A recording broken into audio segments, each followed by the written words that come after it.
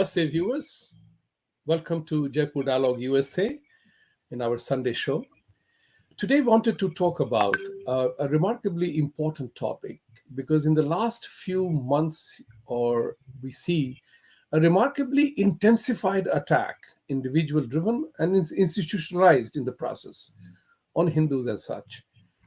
At a time when people are talking about Islamophobia, it is important for us to talk about what exactly is Hinduphobia or how it has translated into Hindumisia. Let's dive into this conversation. Today, I have the distinct pleasure of welcoming Ram Lakshminarayanan. He is here in the United States. He's an independent IT consultant, analytical, and he's an American citizen, and he has been very deeply involved in creating a tool, an artificial intelligence tool to measure and then understand where it is coming from and what is the impact and implication of what is going on around us. So, Ram, welcome to the show. And I can't hear you. I didn't hear you if you said something. Thank you, sir. Thank you. Welcome. I wanted to also mention here today, that there is a cricket match going on, India and Pakistan. And so we may have a bit of a problem in live views, but I think we will catch up audiences later. Having said that, Ram, please tell us about one thing. You are from Tamil Nadu. You have seen the life play out here. There, you started computer programming and education in school, and you created a tool, you know, artificial intelligence tool to measure Hindumisia. So, what was the motivation behind it? How did it all happen? Okay, all right, good. Thank you for giving me the platform to talk about this tool, and I really appreciate it.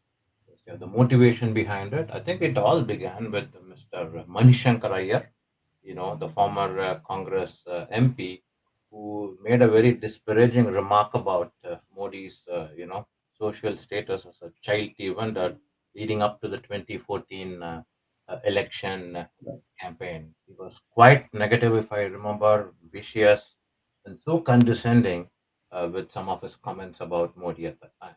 I basically wanted to analyze his thoughts. It kind of caught my attention. So I wanted to analyze his thoughts. So I analyzed about 150 plus of his articles that he published on ndtv.com, ran through a pretty basic analytic model under the realm of text analytics, if you will, quantified and visualized his writings. I do actually have it, not in my website, but it's published in another.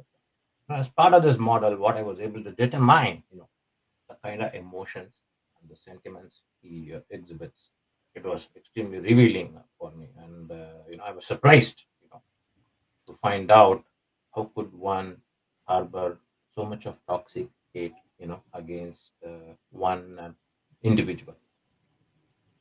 This exercise, kind of provoked me into doing something different.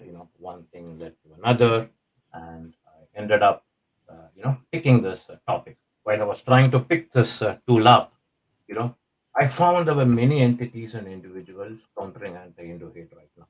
There are, as you very well know, there are a few advocacy groups in the U.S. that do some grassroots work, and there are folks who write about it on many indie academic platforms. There are many webinars, there are podcasts to deal with this menace as well. So I looked around a bit to determine what value could I add. Wanted to do something different that will complement all the other efforts that are out there right now. So that's precisely how this tool was selected, designed, developed, and launched. We launched this tool in March of this year. That's Oh, basically the motivation and the path towards launching this tool. so a fellow Tamilian called Manishankar Iyer also inspired you to, his hate language against Prime Minister Modi inspired you to develop this tool. Now, you are a computer software engineer and whatever you do in that domain. How did you choose AI, artificial intelligence? Because what is important here is to remember that while it is easy to quantify data, it is easy to quantify opinions, But how do you really distinguish between this element of hate? It's no longer phobia. What I find is that it's not Hindu phobia, it's absolutely Hindumisia. While the people, the most peace loving community in the world, immigrant community in the world, is being branded as something evil, how do you measure the intent? The data is one side, intent is another. See, it falls under the realm of text analytics. So text analytics has a number of techniques that offer us how do you measure certain things. Again, it's an evolving domain. It's a research area, by no means very mature, but has evolved a lot in the last 2 or 3 years. And text analytics benefited from some of the advances in the AI space in the last 20 years. So there are a lot of techniques, tools available for a layman like me. I would call myself an AI layman. So there are a lot of tools and techniques that are available for us to be able to put together a scenario such as these. So I did go through some trial and error process for about 3 to 6 months, trying to test out the model that I was developing. After about 3 or 4 months, I was relatively confident that I could put something together. And then what happened, sir, was I come from an analytic background. That's why I chose what is called as a scorecard, right? So as an IT professional, I have implemented a number of solutions, analytic solutions, if you will. Performance management being one of them.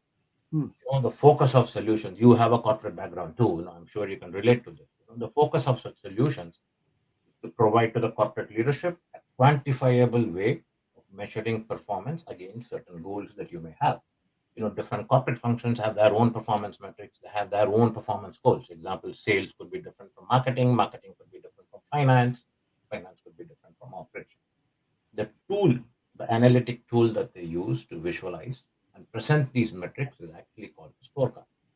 So while I was looking for looking for a tool to develop, figured out the concept of Hindu hate could might as well be measured. It was never thought about along those lines. So I applied my knowledge of anti-Hindu hate, was able to develop a lexicon, uh, kind of merged it with some of my ideas and thoughts in the analytic world, and came up with this scorecard. Several questions. I went through several questions, obviously, right? First question was, why can't I measure anti-indicate? Why not a scorecard? Why can't we do it in real time? So on and so forth. Because I had to do this in real time, I had to use some of the emerging techniques under the realm of AI to be able to put this together. Without AI and NLP techniques, I don't think I would have been able to put an automated solution in place. This is all based on volunteer effort. This is not a corporate effort. So we have to do something that will optimize our time as well as that basically optimize our time. So we put in an automated solution. It was only possible with AI and NLP technologies that are out there. There were uh, there were few developments in this space in the last 2 to 3 years under AI and NLP that helped me put this solution together. 5, 10, perhaps 5 to 10 years ago, I don't think I would have been able to do it, but now it's evolved. The domain has evolved to an extent that we could put something, some solution of this nature together. That's Thank you so much. And I want to piggyback on your statement here. Like it is you launched it in March 2022, Mhm. and obviously there is a long ways to go for it to become an effective tool. So my question would be that you call it a scorecard. You call it the global anti-Hindu scorecard, and a scorecard is also an evidence, right? And we live in a society where evidences are required. I mean, it's a pathetic scenario that in people who kill, for two examples, the person who attacked Salman Rushdie on the stage, everybody saw it. It was happening live. It is caught on the video. Yet that man pleads not guilty. All right. And the other example that I wanted to say was the 26/11 attack in India, in which Muhammad Kasab was caught and he had to be proven to be guilty for 3 years. It took 3 years to prove, which was so bleeding obvious. So, my question here is that in the world of evidences, how do you think this scorecard will help as an evidence? And why do you call it a scorecard? Okay. As I said, scorecard is just a vehicle to present certain performance metrics. I consider this to be a performance management tool to help direct and focus our efforts at curbing anti-endo hate. So that's the reason why I called it a scorecard. Scorecard being a corporate tool to be able to present performance metrics where folks can measure performance against set of targeted goals. While we don't have any targets in our community as far as what we need to do actually, but at least it will give an indication as to, to measure something, we'll be able to monitor and manage it to the way we want it.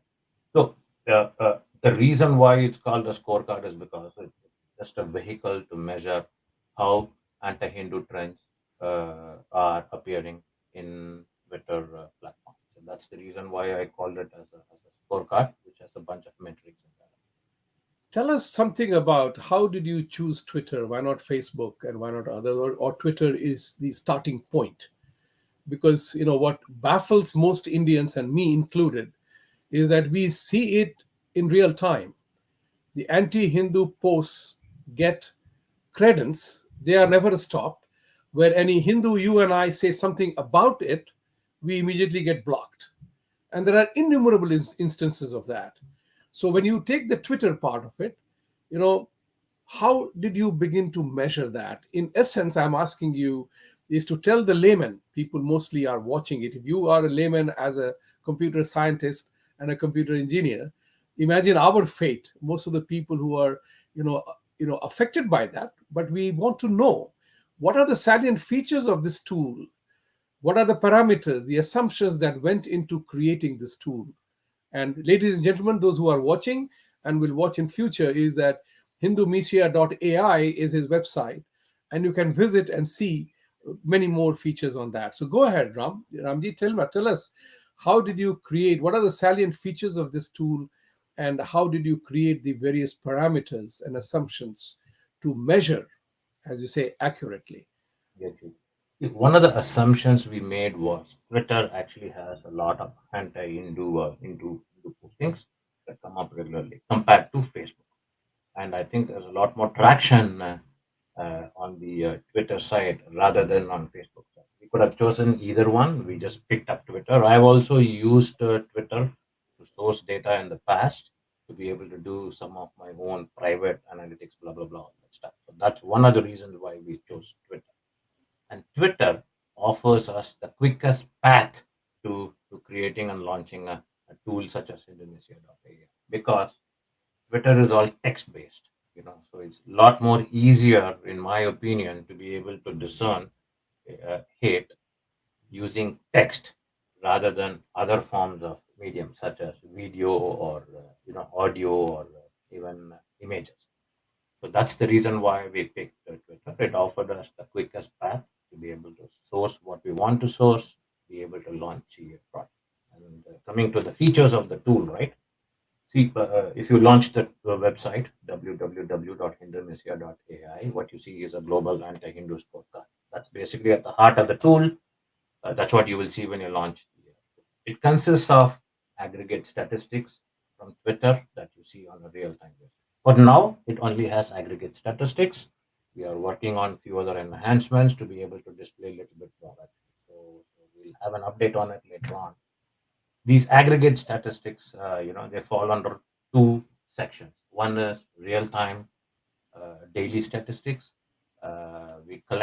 We basically read the Twitter data pretty much every minute. Actually, if you go and refresh our website right now, it would be different from the stats that it showed maybe, let's say, 5 minutes ago.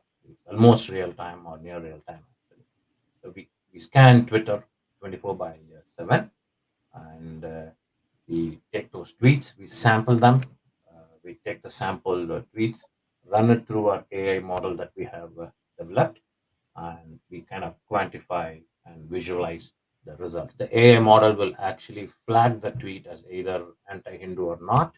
Then we take the results. We ignore all the anti-Hindu tweets. If it's not flagged as anti-Hindu, we ignore those tweets. And then for all the tweets that's flagged as anti-Hindu, what we do, we plot them on a 24-hour UTC clock. That's what you see at the top of the screen. It's under the real-time statistics on a daily basis. Actually. So you have these daily stats. And then the next section is the monthly stats. So we take the same data set that we collect on an hourly basis. We can aggregate them to daily levels and then plot them on a monthly graph. That's what you see on the monthly section. They are all aggregate statistics. You only see aggregate statistics so far. That's because the nature of AI and NLP is that we can even get certain false positives. At the end of the day, right? If I say how are you to you, and then if Rana Ayub says how are you to you, the text is the same, but the subtext is different. You know, a machine can never discern the subtext. It's not possible. We don't have the technology. We don't have the capability to be able to discern this kind of intent. It's not possible for a machine to be able to do it. So that's why there are still certain open items. That's why we also do not exhibit handle level information. At this point, we are still kind of validating our model. We validate it on a daily, on pretty much on a daily, weekly basis. Whenever I get time, I do that. Then we're coming up with an approach to be able to expose handles very soon. That's why you only see aggregate statistics in our tool. So those are two sections. The last section is we this was launched about 2 or 3 months ago. We have given users an ability to submit tweets if they find a anti-Hindu tweet somewhere out there that we may have missed. Actually, they can take the URL and submit it to our engine for analysis. It will help us as well, right? So if you miss something, it will become a lot more end user driven, so that they can also help us out with tweets that they find that's anti-Hindu that may not have been captured by our tool. So these are basically the three primary sections that we have on our tool.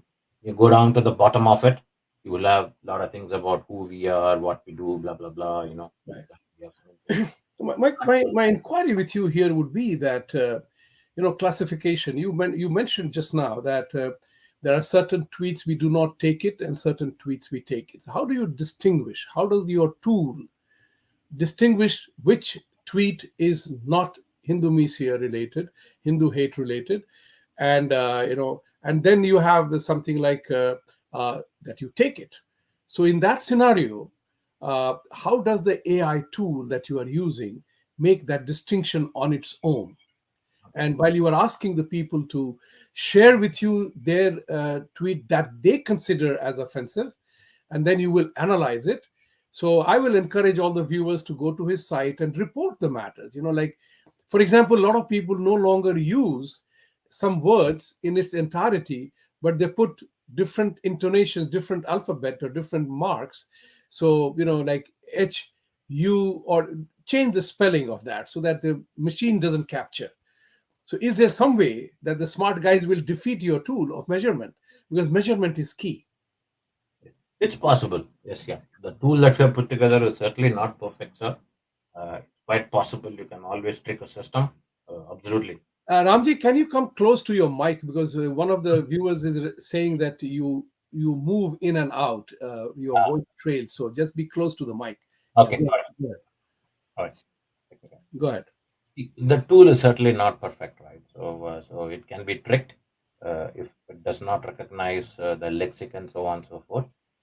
It can certainly be tricked into it. Having said that, I don't go out of lexicon actually, so I go by what is called as a language model. The language model is a little bit more flexible. But coming to your first question, sir, is we when we source Twitter, there are, I think, about 500 million tweets every day. I don't have the infrastructure to scan all the tweets. every day. I run, as they say, we run out of a garage. Actually, we have a very very small capacity machine that we use to be able to do this. So, what we do a random sample of tweets based on certain topics that are relevant to us actually. So that let's say today, right, when we are scanning, all topics associated with cricket will never be filtered. We will never read them because we don't need them actually. There's going to be a lot of hits on cricket today because there's a game going on with India. Right? So we eliminate topics. We only include topics that are kind of relevant to what we think is required for our AI model. We only source those tweets. It's an API that's available. Twitter gives us the API. We can use that interface to be able to source what we want. So we use based on certain topics that we have. We only filter them. Once we filter them, we run it through an AI model. The AI model is a proprietary model that's built in based on an anti-Hindu lexicon that we have developed. See, I'm a Hindu practitioner. I understand what is Hinduism, though not an expert at it. I also understand what is anti-Hindu hate. I come from what do I say? I have benefited from reading James Mill, whose history book, British History of India, published about 200 years ago in 1817. It's considered to be the first atrocity literature, a formal atrocity literature on this subject, and he's considered to be the father of Hindu phobia. So I've read it. So I do have an understanding and inkling of what is anti-Hindu hate. Using that knowledge, we've built an anti-Hindu lexicon. So the tweets that we source is run through that lexicon, through the AI model, which uses this anti-Hindu lexicon and then flags the tweet as anti-Hindu or not. Before we launched the tool, we actually validated this tool for close to 2 to 3 months just to check how things are. We were quite comfortable with our validation process. We were quite comfortable with validation results as well. And only after that comfort level, we kind of launched the tool kind of in pilot mode back in March. And since then, we have been validating the data.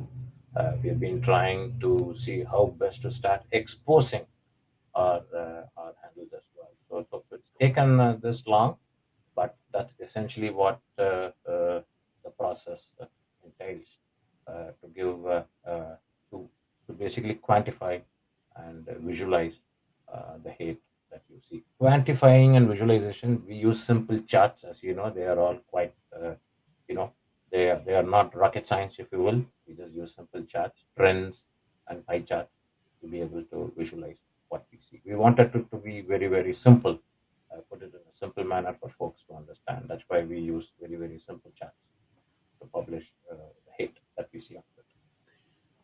That's fascinating. You are a new guy. I brought you on the show for a simple reason, and the reason is the world must know that there are people like you who may not be the marketing geniuses around the world, but who are deep thinkers, who are designing evidence. Because most of the time, what happens is that people demand evidence in a democratic setup. Where is Hindumisia? Is it unreal? Is it made up? Is it our own fear that people are after us? So the question I want you to share with you the audience is, you talked about somebody called the father of the Hindu phobia, right? You have read the book. Obviously, this is not an origin of yesterday. So, as we say in geopolitics, if you want something to happen, you start thinking about it 100 years ago. So, if you want something to happen 100 years later, the thinking begins now, how to put the place. So, tell us something about this book and how did he make this entire anti-Hindu thing so very rampant that it has gained currency today? Does it have only a Christianity based, or is it based on what I call the, driven by communists, Muslims, Christians for their own religious antagonism towards us, the way we have survived? Your thoughts? James Mill was commissioned by the English East India Company officials back in the day in the 1800s to write a book on India, which he called it as British History of India. He published it in 1817, where I think he spends about 6 to 7 chapters uh, That's all it takes to trash India, Hindus, and Hinduism. Okay? So he did that. That's the book, about 7 chapters. You can download them online. Online copies are available. It's free. You can download them. Those 7 chapters. Okay? But that's not it. What made it very debilitating, if you will, was because the Britishers used this book to train civil servant officers who were going to be deputed on mission to India back in the 1800s. So there was a college that they set up. I forgot the name of the college actually. I don't remember. I don't remember.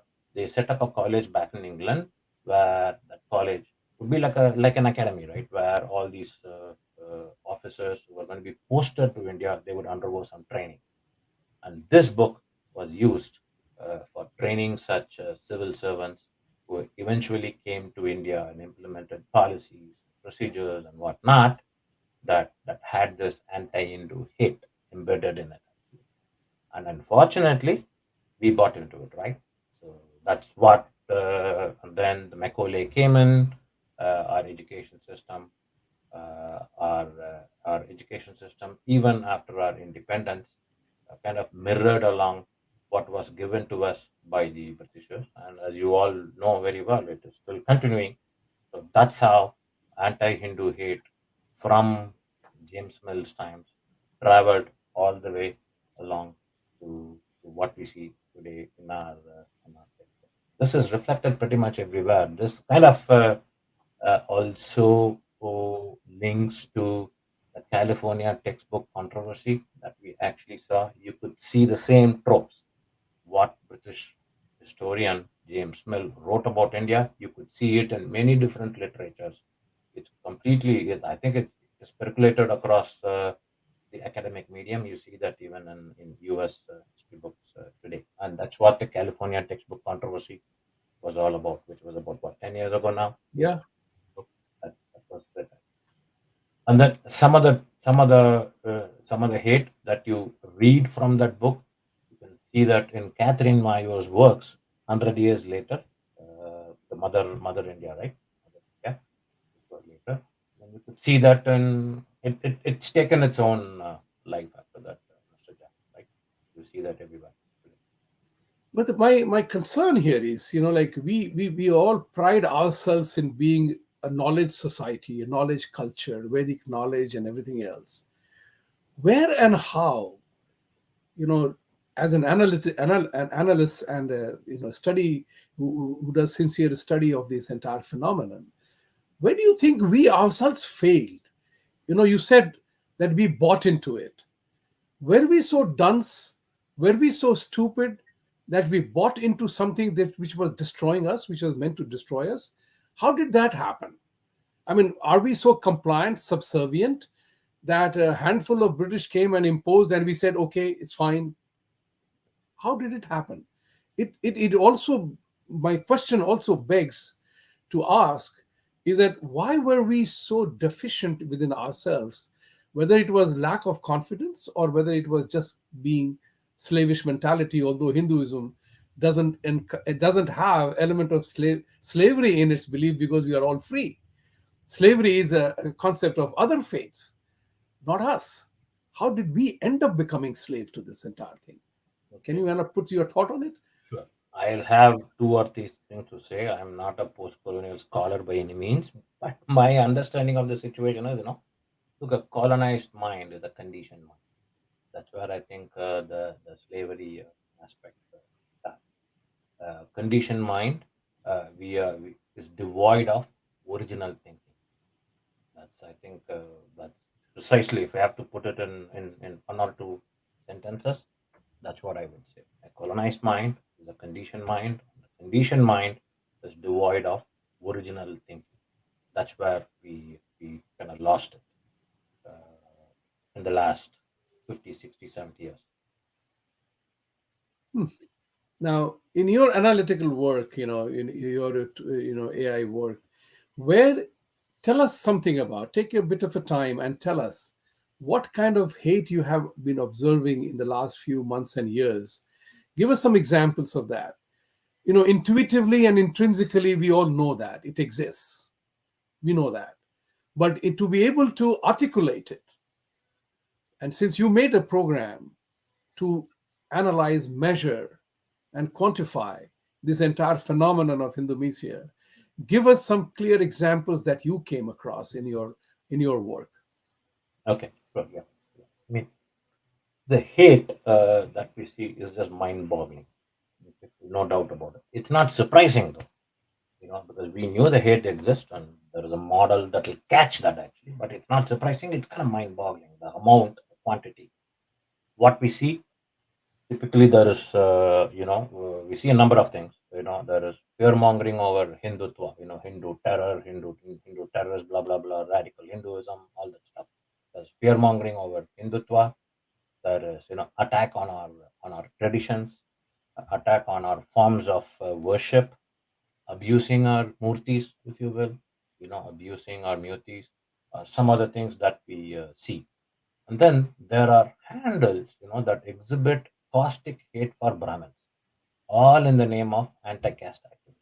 You see a number of such handles. In fact, many seemingly Islamic believers too pour this hate. There is a collusion, I think, between, I've not established it yet actually, but there seems to be a collusion between certain Islamic believers and all these anti-caste handles. They just pour toxic hate on traditions and forms of worship. As I said, this is not a surprise. What we did very recently, in order to start exposing this hate, we started publishing those handles in kind of a top end list. You may have seen this in my Twitter timeline the last 2 to 3 weeks. We kind of started publishing top end list where we start exposing these handles. Just to repeat what I had said, there is fear mongering over Hindutva. You see that a lot. There's attack on our traditions, forms of worship, abusing our murtis. There is caustic attack on Brahmins and our Hindu traditions, all in the name of anti-caste activism. Anti-caste activism. That's what we see here, Mr. Jack. No, that's very important part of it. These that's what I said, that we all seemingly know the attacks that are happening. Majority of the time, majority of the people only wonder why. Let's dive into that element as well. That why is so much hatred on things that we behold as very honorable, murti puja, our way of life. These are very dear to us, and we are hammered by others. It's like what is called creating a stereotype of us being inferior because we are not like them. How does that one deal with that? It may or may not pertain to your domain, or you may not want to talk about. I would like your thoughts on it, because you are a deep thinker, because you have studied and created a software tool. So the question here is again, how does one like you and I and the majority of the people address this situation of being made to feel inferior?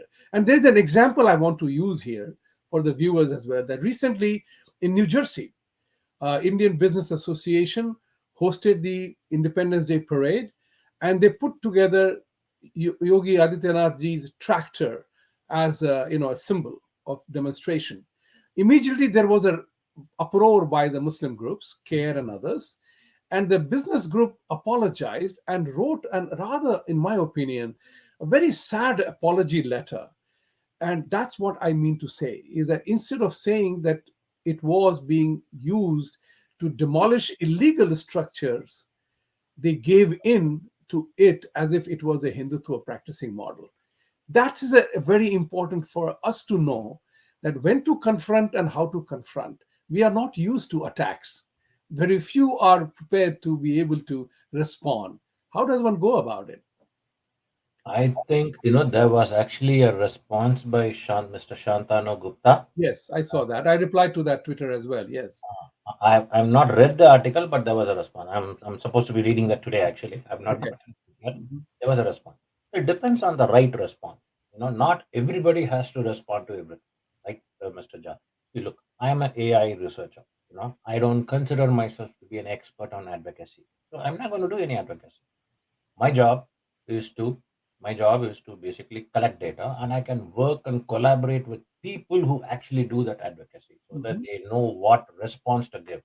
this Indian business group that responded to that accusation, right? I think they probably made a mistake by apologizing. They should not have. But Shantanu Gupta's article, I just skimmed through it actually. I have not read through in detail. Probably came up with facts. So it depends on what role one plays in the dharmic society. If you ask me, people have to stick to what their expertise is and then respond to such situation based on what they know. They can always collaborate with a number of other stakeholders. Not everything needs to be done by one person, right? So I think you need to have the right knowledge to be able to respond to those situations. And talking about hate that's emanating from Abrahamic ideologies, I would leave it to all the interfaith groups.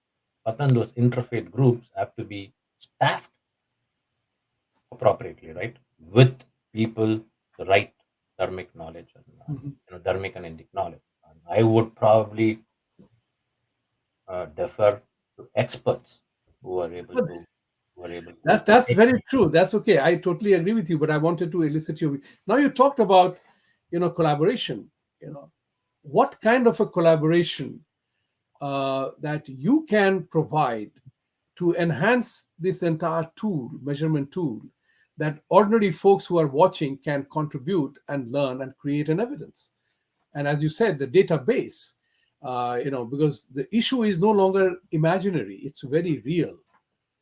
And we Indians and Hindus specifically in this country are, for reasons of caste and other things, and the entire charade that goes against us, we are likely to be a victim of our own success. So how can you collaborate with individuals who can give you data to analyze? Are you open to that suggestion? Yes, I am. But let me explain. So we kind of work with two partners today. We have Mayan Makers and India Fact. With Mayan Makers, they carry our monthly reports that contain aggregate statistics. So far, it only contains aggregate statistics. They have been our media partners for the last few months, actually. So it helps to expose this information, right, outside, raise awareness, actually. So they are one. Second is with India Facts. We recently started this month in Hinduphobia series in partnership with them. A report is produced based on our data set that we collect and published on a monthly basis. We just got started very recently, actually. So we have two partners that we collaborate with. They act as our media partners to start exposing this information. We'll continue to work with them to see how we can improve the reports that we publish to add more details, more information, so on and so forth. That's one. In addition, I've been working with few other stakeholders as well to produce various reports. Some of them have expressed interest in extracting a feed from us, feed from our data set. And these are some advocacy groups in the US actually. There are one or two that I'm actually currently talking to right now on a daily basis. They want a feed from us on a daily basis. They are advocacy groups. They'll take it up. They'll probably engage with lawmakers, law enforcement officials, policymakers, so on and so forth. Actually, that's not my expertise. My expertise is in collecting the data set. I'm here to provide this to whoever wants it, actually. And we can give it to them. We are actually with one such group. I don't want to name them yet, it's not official yet. So we are in pilot mode. We are sharing some sample data to see how they can integrate it into their own system, start using it actually. So we are in pilot mode with at least one additional partner or stakeholder. We'll soon formalize a relationship with them. An announcement will be made, in this regard. Besides that, Mr. Jha, some prominent organizations have expressed interest in collaborating with Hindumisia.ai, both in the US and one or two from India, in leveraging the AI tool in several different ways. We hope to be able to sustain, a long-term relationship and partnership with them as a means to achieving our vision and mission. Our vision and mission is pretty simple. It's measure, monitor, and expose. So to that effect, we would love to collaborate with advocacy groups out there in the US or anywhere in the world. We can provide them the data that we collect so that it can help them, it can complement them in their own efforts. Tell us something about this is very important because everything happens by virtue of collaboration, cooperation, and coordination. I'm glad that you have achieved that scenario of advocacy groups asking you to provide them measurement data. But there is another element which is psychological and subjective, which is what most of the people use in marketing or attacking, is called, they this immediately bundle up misinformation and misidentification of events, and we are not able to defend that, or we subliminally fall into that. So I'll give you an example. We know that we are being attacked for idol worshipping, right? We always say it is murti puja, it's not idol worshipping. But interestingly enough, in one of the festivities, our the Hindu group that was hosting, they spread the entire chart by saying that we will do idol sthapana. And I immediately pointed it out to them. It's not idol sthapana, it's murti sthapana. So there is some element of, and calling our gods as lords. And we have now begun to say our lord, our gods are not lords, they are bhagwans. There's a very interesting distinction in the entire thing. I also mentioned that our gods are not members of the House of Lords. So let's not kind of denigrate our deities. How does one counter that? And you are an analytic guy. How will you be able to quantify the misinformation and misidentification? Will you be able to do that? It's a No, question to you. So tell us what can happen and what is not possible. I don't know whether, okay, what, the tool only classifies a tweet as anti-Hindu or not. This is not a tool to determine whether it's fake news or misinformation or misidentification. No, it won't. The tool won't do it. Not designed to do it actually. So this is only I purely operate to identify whether it's hateful content or not. However, when people receive our data set, they receive a data set, meaning they'll receive the tweet URL, so on and so forth. When they click on the URL, they can go to the thread, understand the context better, and perhaps formulate a response, whichever, wherever, however they want to present it or articulate it to their own stakeholders, they can possibly do that. But tool by itself, is not designed to be able to deal with it in a straightforward manner. It will not. Okay, that's fine. It's good to know because you are an evolving tool at this point in time, and I'm 100% sure it will grow more because people are interested in evidences, and it is in our own interest that this kind of a thing develops more and more. So I'm glad about that. But are you the first AI tool to measure this, or there are others too? Because in terms of discussion, there are a lot of discussions going on Mhm. about Indonesia all over the media. But in terms of tool, Yeah, are you? I believe I am the first. I'm the first person to launch a tool of this kind, but certainly not the last. As I said, I am in discussions with few other institutions. They are interested in using the tool. They are also interested in using some of the other aspects of text analytics or NLP, natural language processing. So there are others who are interested in picking this up, but I'm certainly probably the first person. I'm being very modest by saying it. Probably the first person to put a tool of this nature together for public consumption. I am really very grateful that you took the initiative. One of the things that comes to my mind listening to you is that we Hindus are supposedly seekers, as we say. We are the seekers. We are not, creators of organized effort. Now, drop the hat of AI specialist right now. But as you took the initiative, the individual seeking of determining the measurement of all the Hindumisia that you are seeing in Twitter is your basic platform. What's your advice to people? Because what is happening is a lot of Hindu groups, WhatsApp groups, and social groups, they seemingly are lost. Everybody blabbers, blah, blah, blah. Everybody wants to do something. Everybody is keen to see that who is doing what. Is there something that they can latch on to and seek support? That's what is important for us to do. So as an individual seeker who has designed this software, you are analyzing Twitter, share with us how individuals can do it in a remarkably technology driven world where it seems anything is possible. I think they have to be prepared to put in the effort required first. Nothing comes easy. This is actually about a year and a half to effort money. It took me about a year and a half to 2 years to put this and launch this together. So time is a requirement. That's one. Second thing is, we should not attempt to boil the ocean. You know, I'm not here attempting to boil the ocean. People are asking me to say, why don't you source Instagram, this and that, blah blah blah. Look, I cannot. I don't have the bandwidth. You know. Second thing is, I'm also a cricketer. I played league cricket, blah blah blah. I'm a batsman, so I do know what my weakness is. That's very important. I'm not going to go for certain deliveries outside the off stump. I would just leave it. I'm not going to sweep the ball because I know what I'm good at. I know what I'm bad at. And I'm not good at. So I limit myself to the activities that I can do very well. In this particular scenario, right? I am good at collecting data. So that's what I'm doing. I am not good at advocacy. A lot of people say, why don't you report to this congressman or that lawmaker or whatnot? That's not my role. That's not my expertise. That's why you have all these advocacy groups.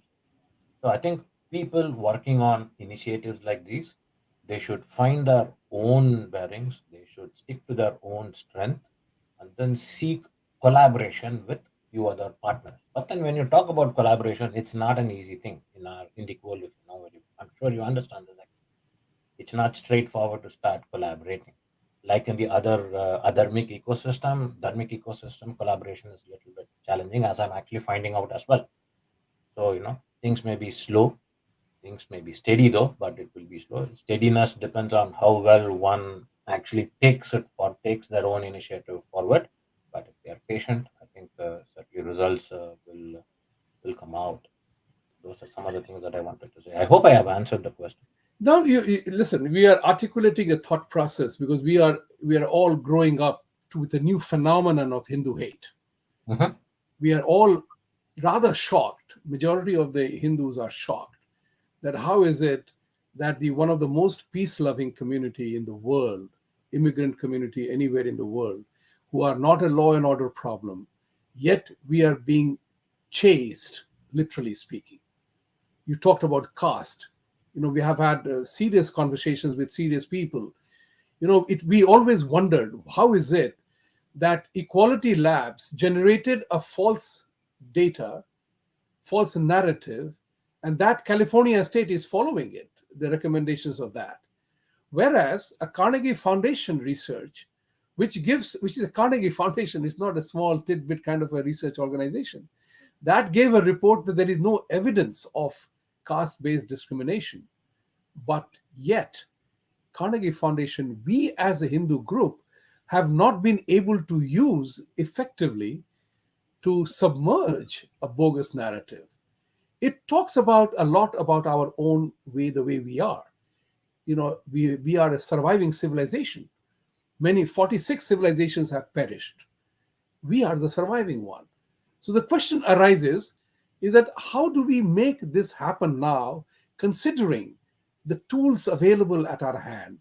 Like you said, you could not have done this 2 years ago or 5 years ago or 10 years ago. But now you have the tools available, you are able to quantify it.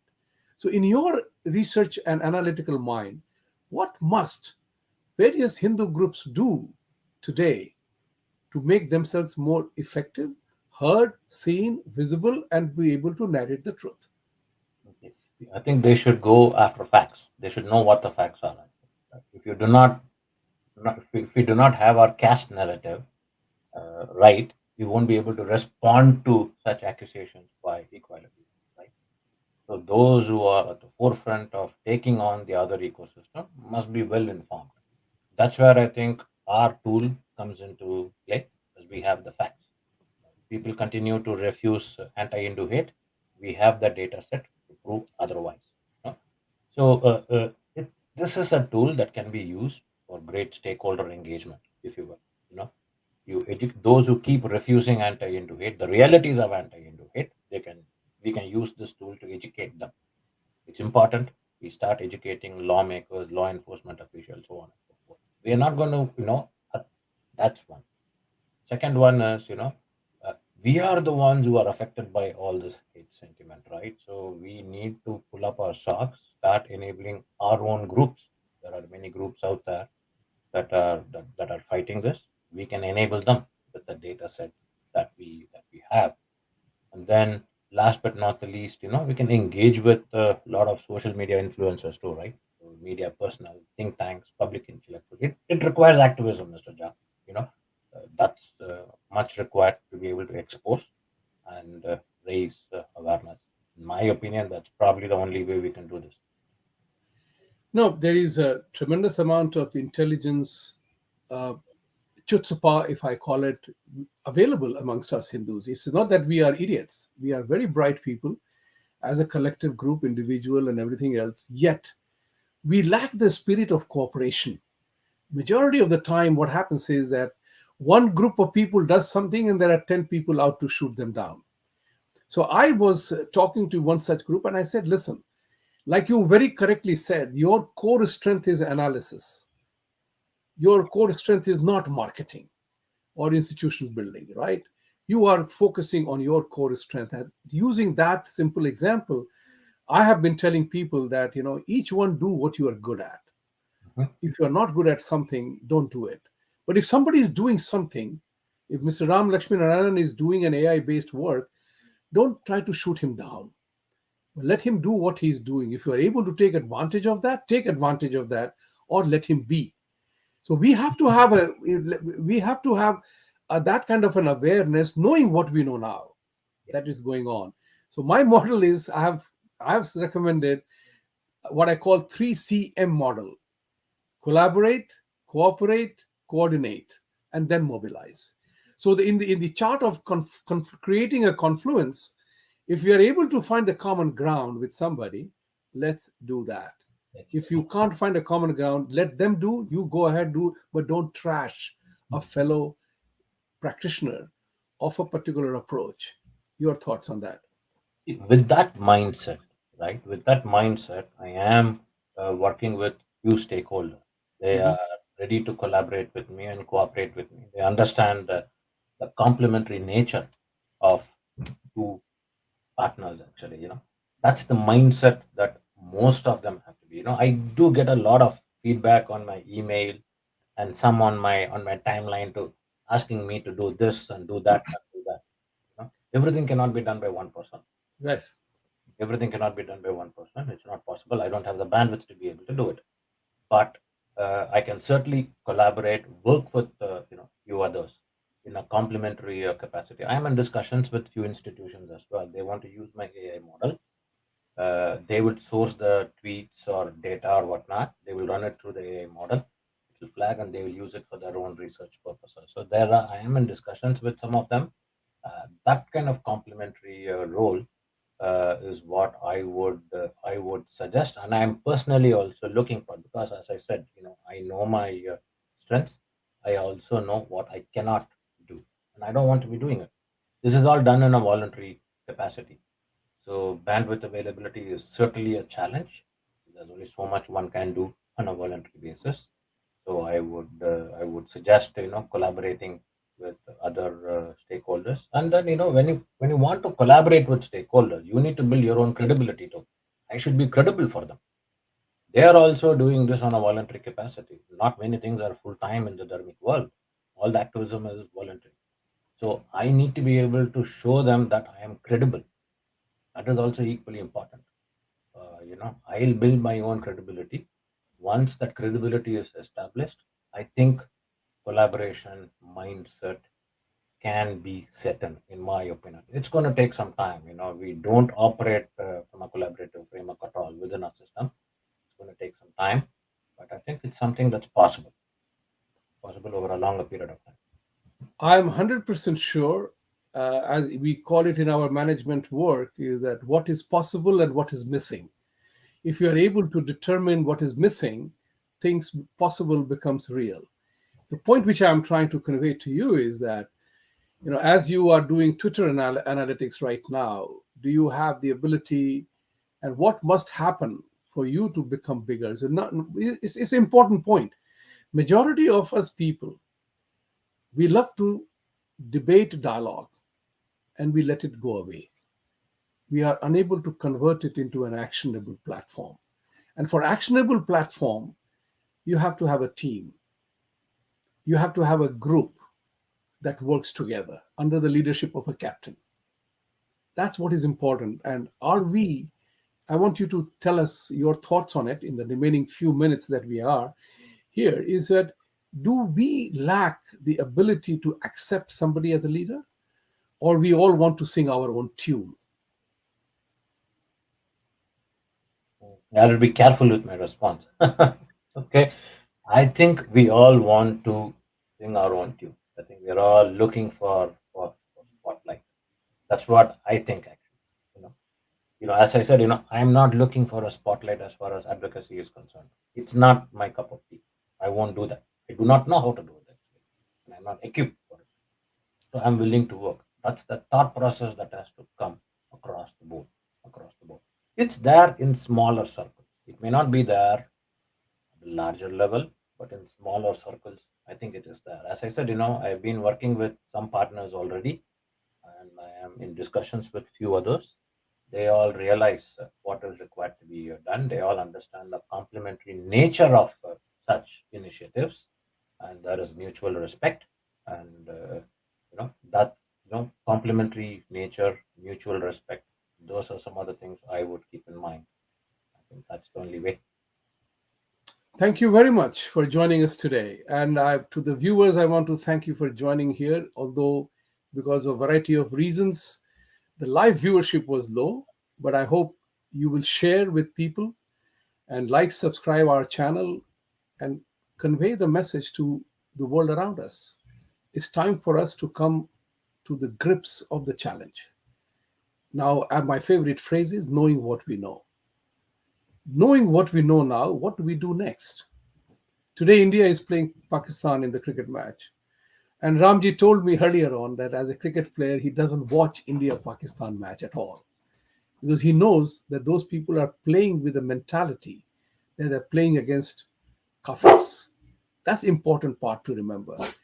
We have to be very careful about who are we doing. We can't be imagining things for good forever where other person is out to cut your throat. And in the sports analogy, I always say, your opposing team is there to beat you. They are not there to make you win or make you feel good. We have to have that mentality. My opponent is out there to destroy us. It's a very important part. We are being made by the media and everybody else as if we are inferior people, by the narrative. Oh, we are idol worshippers. Oh, we are, creating stereotypes of us, Brahminical and things like that, as if they don't have those problems. If at all, this is a problem in us. The question is to be able to articulate the point of view. I deeply respect the points of view expressed by the viewers here, and we will definitely take care of that. And we will, as we are growing, we will evolve, we will learn, and we definitely seek your support and a continued viewership. So, as I always say, Satyamev Jayate, thank you very much. Thank you, sir. Thank you for giving me the platform to articulate my thoughts about that. And best wishes to you for your ongoing research. So, we will definitely collaborate more on this. We'll be in touch. Thank you. Thank you. Thank you.